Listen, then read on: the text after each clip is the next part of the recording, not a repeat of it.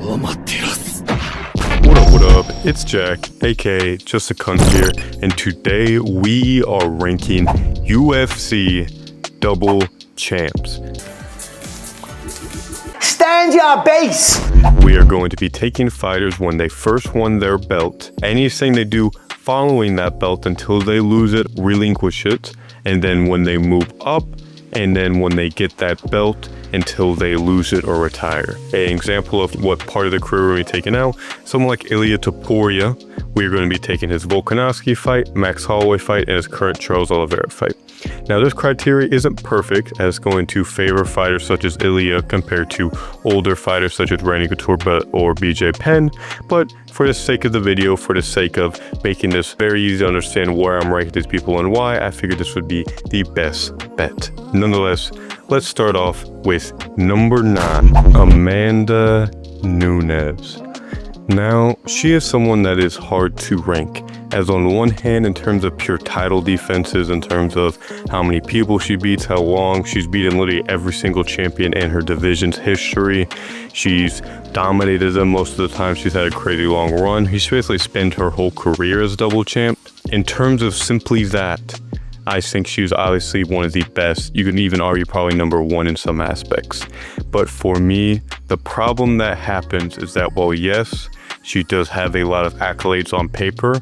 To me, the number 1 and most important thing, as you will see later on this video, is competition beat and competition lost to. In terms of how many wins you have, how many title defenses you have. Now, while yes, that matters, and longevity and consistency is definitely important, to me, at the end of the day, what it means to be the best fighter at your best, who is the overall best fighter, the best double champ in this case, I think competition is very important. And she lost to Juliana Pena. I can never justify that under any circumstances. There should not be a single time in your career, debut to retirement, that you should ever lose to Juliana Pena. Now, I know she won the rematch, but still 1-1 with Juliana Pena, and I know she won that fight clearly, but her face was busted the fuck up. I'm sorry, Juliana Pena got TKO'd. Juliana Pena got TKO'd by a line cook in the back of an alley. I'm sorry, under no circumstances can I allow this. On top of that, her competition sucks. Obviously, she has wins like Ronda Rousey, Chris Cyborg for women legacy wins.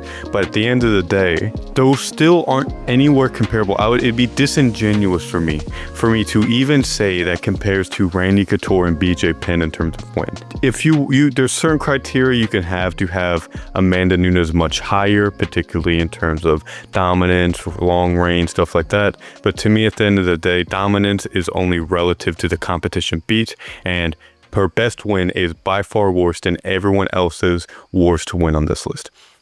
You guys kind of aren't too interested in this. Doesn't really matter. Nonetheless, have fun arguing. If you want to white knight Amanda Nunes and say she's higher, by all means. But nonetheless, moving on. Randy Couture. Now hold up. Wait a minute. I know I'm not here to describe Big Cat. All right, Captain America is not here to be disrespected, and Randy's very difficult to rank because the further back you go in the UFC, you realize that everyone is fighting for the belt. That what would be just unranked contenders bickering among themselves is high-level championship material for this day. I'm not going to sit here and act like I grew up watching Randy Couture. I'm not going to act like I was there live at UFC 72 when they had a fucking name to it, like a movie like UFC 72 Undisputed Revenge. All right, I didn't watch that into that, okay? And it is still impressive. 5 title defenses. It's kind of hard because it's kind of weird where this was also where fighters would also just kind of dip in and out the UFC. Some fighters would go on like a 3-fight winning streak and then just dip and then come back later. So it's weird to think about it. But at the end of the day, these wins, I just can't take that seriously. When Tim Sylvia and Marcel Smith, I don't even remember, the dude with the fucking 1 boxing glove, that when you're beating these guys for UFC belts, it doesn't matter. He also has a lot of losses in between here. So from what Randy Couture did, he started off at heavyweight, fought, won the belts against Smith, would eventually move down, and then fight Chuck Liddell for the interim belt, first interim champion, by the way. And then fought Tito Ortiz, beat him. Then we're going to beat Vitor Belfort, some other fucking no name, and then later would then go up and then later in his career, after some losses after the time, he'd come back as one of the oldest champions, I think only before Bill over Teixeira, would fight Tim Sylvia in a dominant decision and kind of solidify his legacy. He's 19 and like 11. I'm sorry, he is a legend and is a pioneer of the sport. First interim champ, first double champ, should be respected among that era as one of the best. But there's a reason why a lot of these guys trade wins and a lot of these guys build legacy out of each other.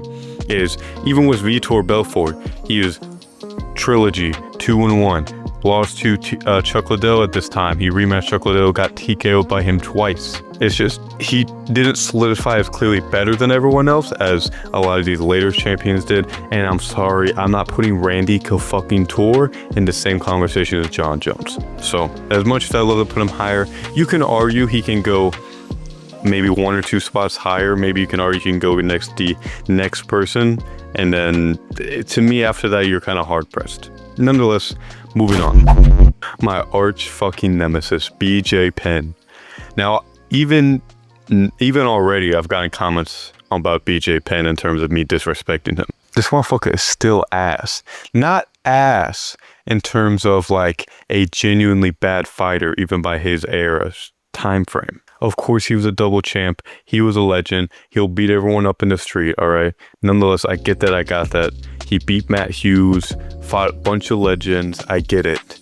But still, even in his prime, this man would go on multiple fight losing streaks. This guy came in, won the lightweight belt, losses before then, defended it 3 times, fought GSP, lost, went to like K1, came back, fought Matt, or some I said, no, actually, yeah, it was welterweight, like, people would legitimately come in, get 2 wins, and they'd be like, give this kid a title shot. Give it a, I mean, you bet, just give him the title shot.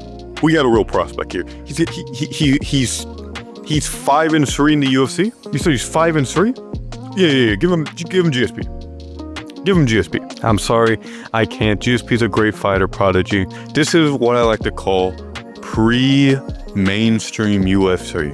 This is when UFC was very niche. It was cockfighting. It was people off the street wanting to prove their... This is back when people thought Taekwondo and Karate were the best basis for MMA. This is when Royce Gracie would walk into a room full of bodybuilders, choke them all out, handpicks opponents, and then refuse to fight anyone that could actually grapple. All right, I'm not going to take it that seriously. I'm sorry. You can say I'm BJ Penn. I'm disrespecting BJ Penn. I'm going to say you are disrespecting fighters now who literally take their whole life to train to the best possible extent possible, train as hard as was the best people in the world for years since they're like a teenager to barely beat out other fighters that are doing the same thing. When BJ Penn just did jiu-jitsu for fucking 2 to 3 years, got a black belt somehow. It's like, oh my god, dude, youngest black belt boss ever, bro. Youngest black, bro. If you're not a black belt in the UFC, you're not allowed in. Literally. All right. BJ Penn. Beat K-Flow, dude. Beat K-Flow. Beat Diego Sanchez. Can you believe he beat Diego Sanchez? Fuck off. I'm sorry. Shut up, BJ Penn. Hope you're doing well. Number 6. We're going to have some conversations about Alex Pereira. When did people just start putting him top 5 all time? Why do I have to boot up my YouTube home and see Lukey Tracy right now? Lukey Tracy look at me dead in the eye and be like, Merab Dvalishvili, Alex Pereira, top 2. JDM, he just beat Bilal. Oh, he's top 5. Yeah, he's top 5. You see how it works is when you beat Bilal, you absorb his legacy, and then when he beats Burns, he then and then if you do this whole chain of command, he's actually fucking a succubus and absorbs the actual essence of the UFC. Somehow Jacoby Smith last weekend for beating a fucking dodo bird somehow ends up with him beating Jon Jones. Don't know how the fuck this works. Don't know, but nonetheless, let's actually critically evaluate. So The points in this that I'm taking is his first win over Israel Adesanya, and then following that, his loss to Israel Adesanya by KO, and then moving up, we're going to be taking into account his wins over Yuri Prochazka, Jamal Hill, Khalil. I put Jan on here. I didn't mean to. I shouldn't have. The criteria here is going to be weird because it's hard to what I'm trying to do is not just have to be who are the best fighters, right? I'm not trying to just rank these based on pure overall career. I want to do purely based on their double champ run. That's kind of what I wanted to do here. So it's kind of difficult. If you want to include Jon, you can. I don't think it makes a bit of a difference, but nonetheless, biggest thing holding him back, competition, 2 losses, lost to Israel Adesanya in devastating fashion. And now, while yes, he did beat Adesanya the first time, people need to start being more realistic in terms of he was losing that fight very clearly until that point. He had a good first round, lost the second, a good fourth round, I'm pretty sure in fifth round he was doing good. But at the end of the day, he got basically 10-8 in the second. He couldn't land that well. He was getting hurt, and he wasn't really hurting Israel Adesanya back until the end with a standing TKO where he could barely get him off his feet. Now, I'm an Alex Pereira fan. I'm not the biggest Israel Adesanya fan, but I can be realistic in saying that in that first fight, that's by no means dominant of a win. That was a comeback from behind victory. And comparing the two future people and how they won the belt, I think it's disingenuous for me to be like, Alex Pereira's middleweight run wasn't iffy at best. At the end of the day, even if you want to say he beat Adesanya clear and he was winning up in that pool at that point, even if I consider you that, he still got knocked out cold, flat, fucking stiffened hard in the second fight. Moving up, Yuri Prochazka is probably his best win. It's the one that's at least aging the best in terms of how he beat him, and Yuri now beating Jamal Hill, before that beating Glover Teixeira, Volkan Oezdemir, Dominic Reyes. Same thing, Dominic Reyes starting to be a good win now that he's coming back. Jan Blachowicz, if you do want to include this win, it is something that does help him. To be fair, Jan Blachowicz is one of the better people as well. Now, Jan is struggling late to his career, but at the end of the day, he either is 40 or he's about to turn 40. Khalil Roundtree beat Jamal Hill. Still need to wait and see. He did look very good in that fight, but Jamal kind of shit. I know people dog on Jamal Hill a lot, and I do too from time to time, but he did get a serious injury, and it's hard to tell how this affects people's performances in terms of like how they're able to train, how they're able to implement their game against different fighters, especially against someone like Khalil Roundtree.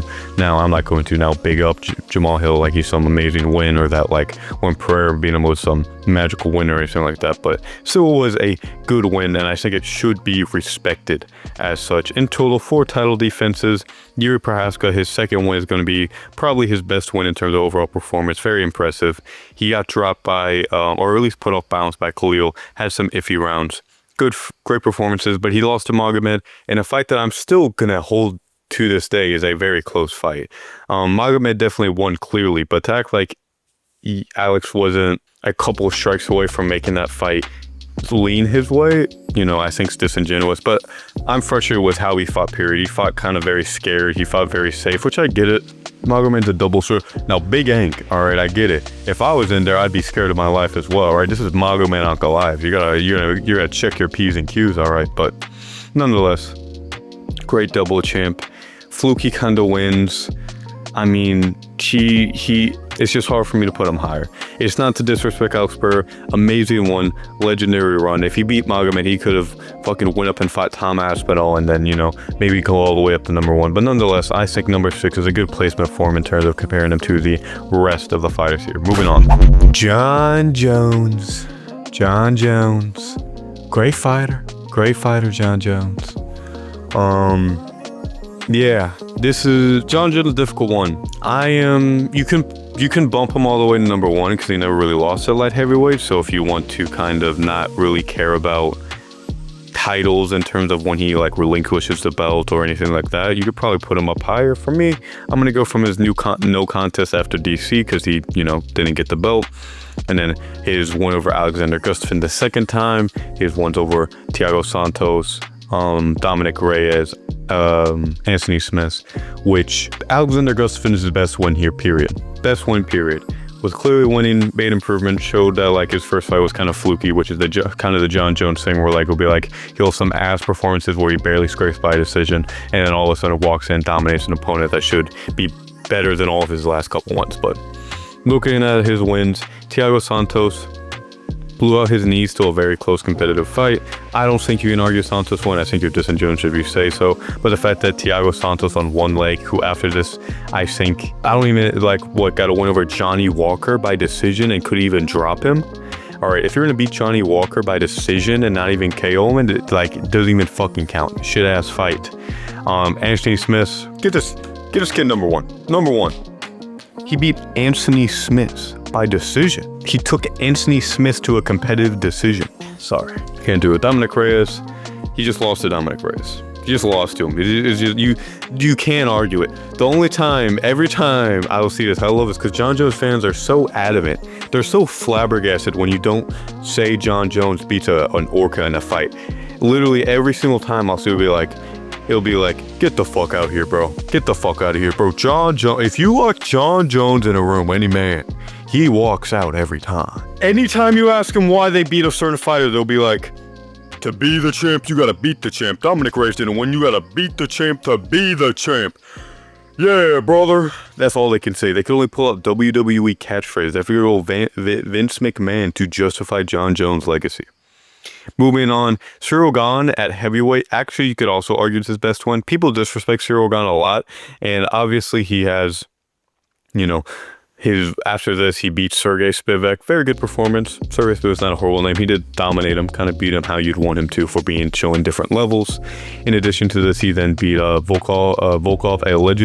Allegedly beat Volkov. I'm not going to come here to convince you he did. Obviously, he lost to Volkov, Volkov is a very good heavyweight.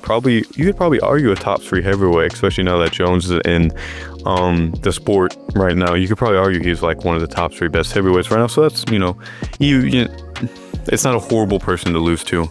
And before this, everyone was saying that Ciryl Gane beat Francis Ngannou, but now all of a sudden when we want to hate Jon Jones, it is now he's coming off a loss to Francis. He got dropped at Tai Tu. He lost to Francis. I think it's a great win. This and Gustafsson are 2 of his best wins.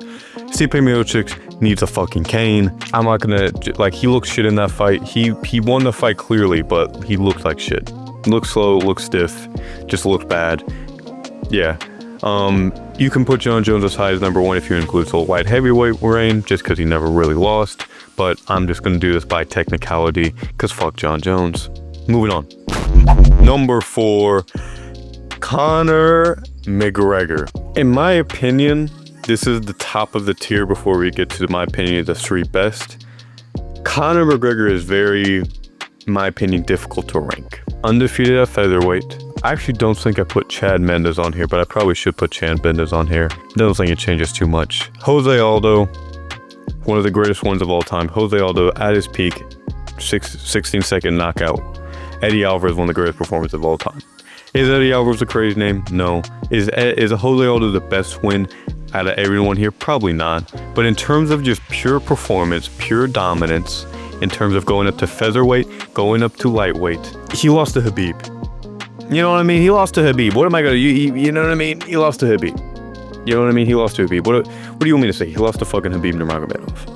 I'm not going to hold him down. I'm not going to discredit him too much just because he lost to fucking Khabib. He actually, I think, performed pretty good in that fight, especially was how his foot was. I think that a different version of McGregor I think McGregor will always give Khabib a hard time to some extent in terms of being competitive, and I think probably depending on certain points they could win. I'm not someone that's just going to be like, oh, he had a great performance against Eddie Alvarez, so that means that the version that fought Khabib was all washed and everything, after boxing, after, everything that went on. But simultaneous, close proximity, something that I mentioned before, I'm going to value people who gets their double champ in a closer proximity, literally one fight to the next. I'm going to value that weight jump. Certain guys like BJ Penn, Randy Couture, they literally took 10 years, 5 years to fucking get their double champ status. Full enter the UFC, get 2 wins, win 1 belt, and then randomly later down the line fluke a second win, and then now all of a sudden they're a double champ. Conor McGregor, undefeated at featherweight, one of the best wins of all time. Eddie Alvarez, one of the greatest performances again of all time. Simultaneous, back-to-back. Not back-to-back, fought Nate Diaz and all that, but went up to welterweight, went down to light, you know what I mean? Nonetheless, this next 3 are going to be where they're very debatable. These are ones that, you can kind of already tell who hasn't been said yet. And Let's get to number 3. Daniel Cormier. Daniel Cormier. One of the most underrated fighters of all time. I love DC, man. I wasn't the biggest DC fan growing up. I didn't really see a large chunk of his career. For those who do not know, I was like in like 5th grade when Conor McGregor fought Habib. That's kind of how I became a fan of the first pay-per-view I watched. I cared essentially before that, and then watched the Israel Adesanya era, you know, stuff like that. That's kind of where it came. I didn't really see too much of DC's golden years too much. I kind of just saw the Stipe fights for the most part. But nonetheless, light heavyweight. Rumble Johnson twice. Alexander Gustafsson. He won the belt after losing to Jon Jones. Alexander Gustafsson, Rumble Johnson, very good wins. In addition to this, Volkan Oezdemir, who I should have put at heavyweight. Should have put that at light heavyweight. Volkan Oezdemir should be actually it might have been 5 titles against it, right? Rumble Johnson, no, it probably would be 3. Winning the belt, the vacancy against Rumble. Stipe KO. Stipe is going to be one of the best wins on this list. The prime Stipe. So the biggest things that are going to discredit DC's placement here is that A, he lost to Jon Jones and then won the belt, and then in addition to that, he lost 2 times to Stipe.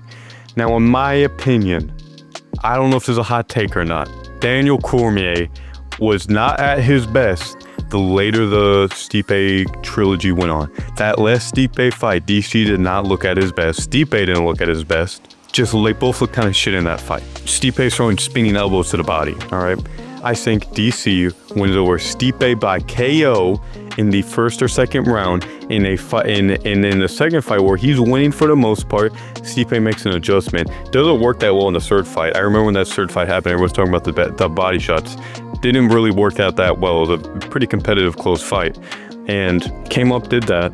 Alexander Gustafsson, great win to have. Even at this point in his career, this is still a peak Gus for Gustafsson, was still one of the best.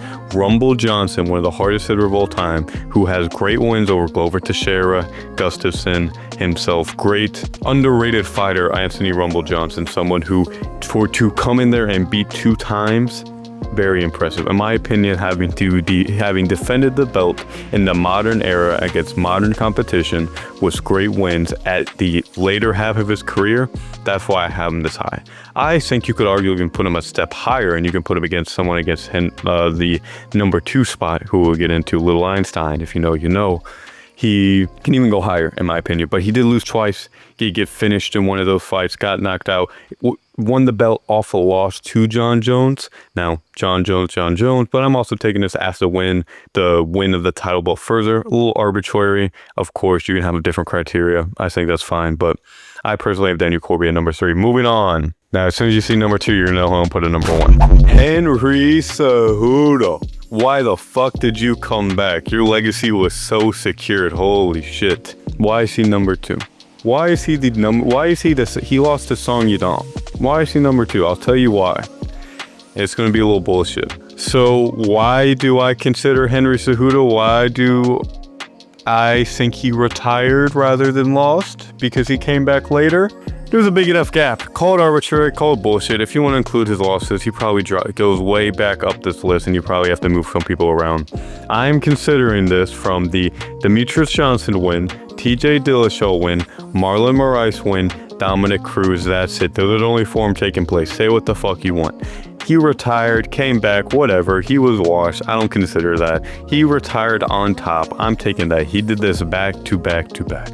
I have said Demetrius Johnson doesn't have good wins. I still believe he doesn't have the most elite wins compared to other all-time greats. It's still Demetrius Johnson. Still beat him by decision. People will call that fight a robbery. I call that a 50-50 fight, can go either way. And very impressive.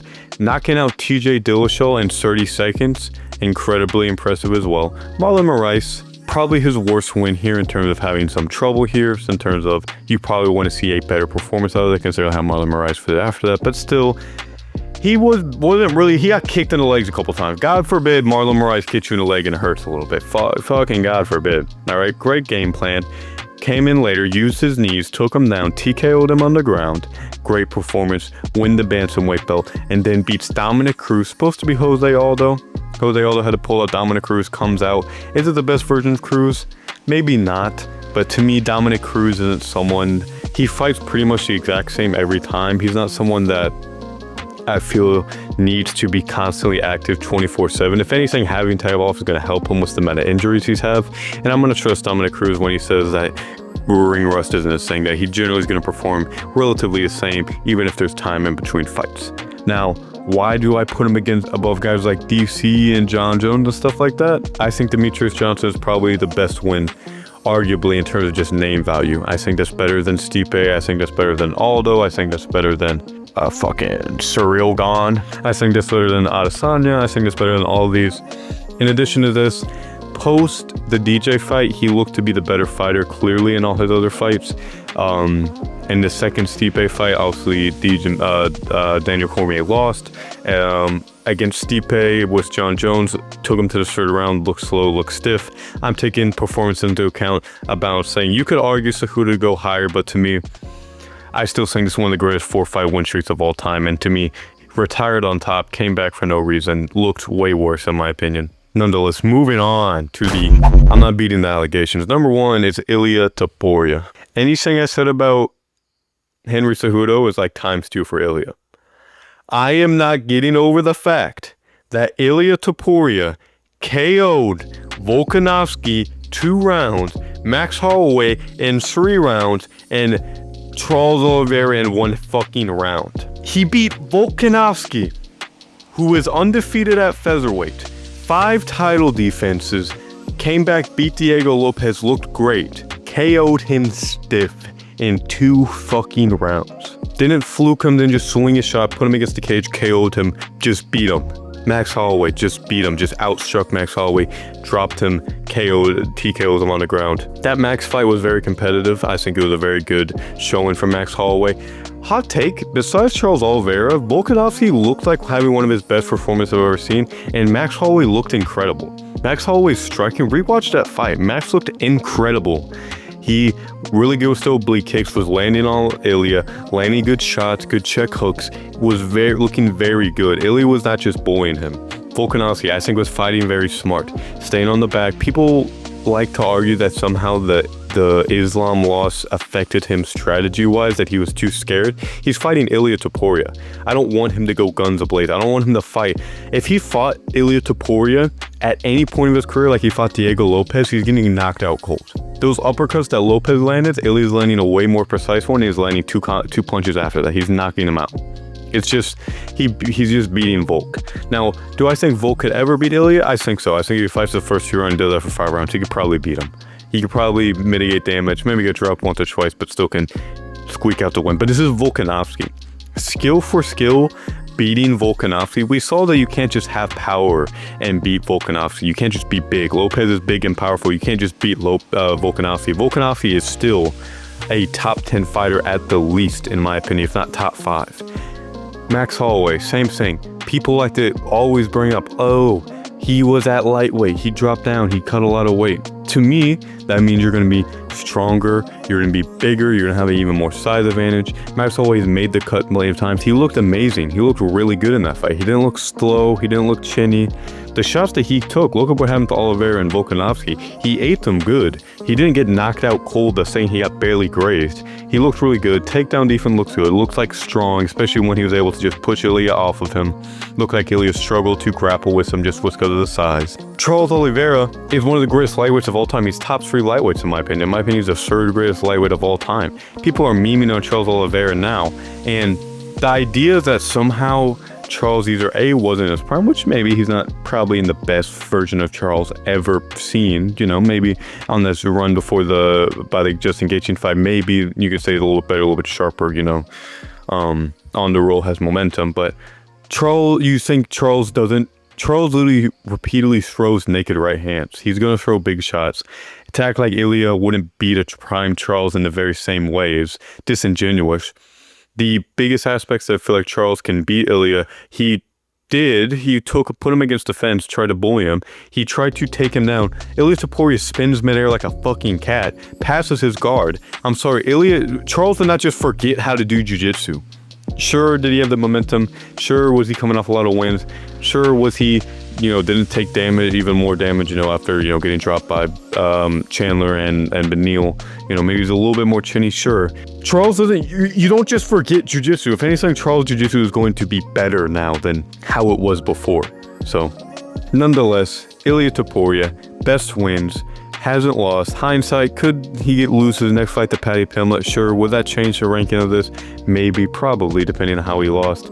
But if anything, he's going to improve this more. If anything, he may be the only triple champion. I don't think it's going to happen. But if for some reason Islam comes down, he beats Islam, goes even higher. If he beats Arman, beats Gaethje, beats any of these guys, can go even higher. Nonetheless, I'm going to die on this hill. Is this recency bias? Maybe. But you cannot tell me anyone on this list besides Demetrius Johnson, Jose Aldo, that are better wins than this. And besides Conor McGregor, who is hard carried by the Jose Aldo win as to why he's top 5 on the later half of this list. Incredible wins. And I still think that Volkanovski is a better win than Jose Aldo and probably Max Holloway. Nonetheless, hope you guys enjoyed it.